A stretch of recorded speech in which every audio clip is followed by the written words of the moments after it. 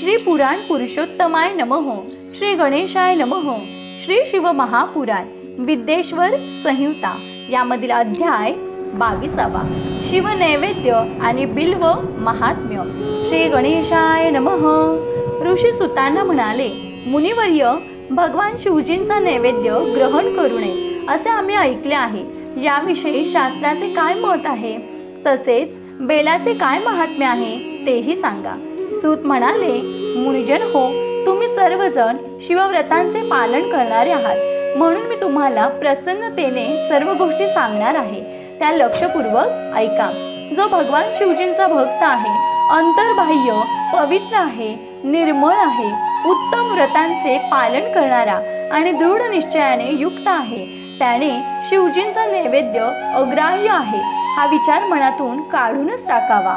त्याने शिवनैवेद्य अवश्य भक्षण करावा। शिवनैवेद्याचे महात्म्य काय सांगू? त्याला पाहिल्याने सर्व पापे नाहीशी होतात आणि तो ग्रहण केल्याने अनेक पुण्यकर्मांचे फल प्राप्त होते। शिवनैवेद्य ग्रहण करून शिवसायुज्यता प्राप्त होते। ज्या घरात शिवप्रभूंना नित्य नैवेद्य दाखवला जातो ते घर अतिशय पवित्र असते, ते इतर घरांनाही पवित्र करते। म्हणून शिवनैवेद्याला मस्तक झुकवून विनम्रतेने स्वीकारावे आणि शिवस्मरण करून तो भक्षण करावा। जो मनुष्य त्यास अग्राह्य मानून घेत नाही व खात नाही तो महापापी नरकातच पडतो। ज्याने शिवदीक्षा घेतलेली आहे अशा शिवभक्तांसाठी शिवनैवेद्य हा जणू महाप्रसादच असतो। परंतु ज्यांनी अन्य देवतांच्या दीक्षा घेतलेल्या आहेत आणि त्यांना शिवभक्ती ही प्रिय आहे अशा सर्व भक्तांना शालिग्राम लिंग, रसलिंग, पारदलिंग, पाषाणलिंग, रजतलिंग, स्वर्णलिंग, देवतांनी व सिद्धांनी प्रतिष्ठित केलेले लिंग, केशर निर्मित लिंग, स्फटिक लिंग, रत्नलिंग या सर्वांमध्ये आणि समस्त ज्योतिर्लिंगांमध्ये विराजमान असलेल्या भगवान शिवजींच्या नैवेद्याचा लाभ झाला तर तो ग्रहण केल्याने त्यांना चांद्रायण व्रताचरणा इतकेच पुण्यफल प्राप्त होते। शिवनिर्माल्य भक्षण केल्याने व ते मस्तकावर धारण केल्याने ब्रह्महत्या करणारा मनुष्यही पापमुक्त होतो। ज्या शिवस्थानावर चंडांचा भूतपिशाचाधिकांचा अधिकार आहे तेथील शिवनिर्माल्य सर्वसामान्याने ग्रहण करू नये, परंतु जेथे चंडांचा अधिकार नाही तेथील शिवनिर्माल्य अवश्य ग्रहण करावे। तेथील शिवनिर्माल्य अवश्य ग्रहण करावे। बाणलिंग, लोह निर्मित लिंग अर्थात स्वर्णादी धातुमय लिंग, सिद्धलिंग अर्थात सिद्धाने स्थापन केलेले किंवा ज्याच्या आराधनेने कोणाला तरी सिद्धी प्राप्त झालेली आहे असे लिंग, स्वयंभू लिंग या सर्व लिंगांमध्ये चंडांचा अधिकार नसतो। जो मनुष्य शिवलिंगाला विधिपूर्वक स्नान घालतो आणि त्या स्नानाच्या जलाने तीन वेळे आचमन करतो, त्याची कायिक, वाचिक व आणि मानसिक अशी त्रिविध पापे शीघ्र नष्ट होतात। शिवनैवेद्य व शिवजींना अर्पण केलेले पान, फूल, फळ, जल इत्यादी पदार्थ जे अग्राह्य असतात ते शालिग्राम शिळेच्या स्पर्शाने पवित्र आणि ग्रहणयोग्य होतात। शिवलिंगावर अर्पण केलेले द्रव्य अग्राह्य असते, परंतु ज्या वस्तूला लिंगाचा स्पर्श झालेला नाही अशी वस्तू बाजूला वेगळी ठेवून शिवजींना निवेदन केलेली वस्तू पवित्र मानावी। मुनिजन हो, अशा प्रकारे शास्त्रामध्ये शिवनैवेद्याविषयी प्रतिपादन केलेले आहे।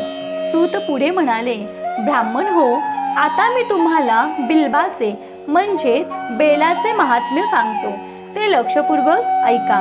बिल्ब वृक्ष महादेवांचेच रूप आहे। देवांनीही त्याची स्तुती केलेली आहे। त्यांचे महात्म्य फार थोर आहे। सर्व लोकांमधील जेवढी प्रसिद्ध पुण्यतीर्थे आहेत ती बेलाच्या मुळामध्ये सूक्ष्म रूपाने निवास करतात। जो पुण्यवान मनुष्य बेलाच्या मुळाशी खाली लिंग स्वरूप अविनाशी महादेवांचे पूजन करतो तो शिवपदाला प्राप्त होतो। जो मनुष्य बिल्व वृक्षाखाली आपल्या मस्तकावर पाण्याने सिंचन करतो तो सर्व तीर्थांमध्ये स्नान केल्याचे पुण्यफळ प्राप्त करतो, तो या भूलोकी पावन मानला जातो।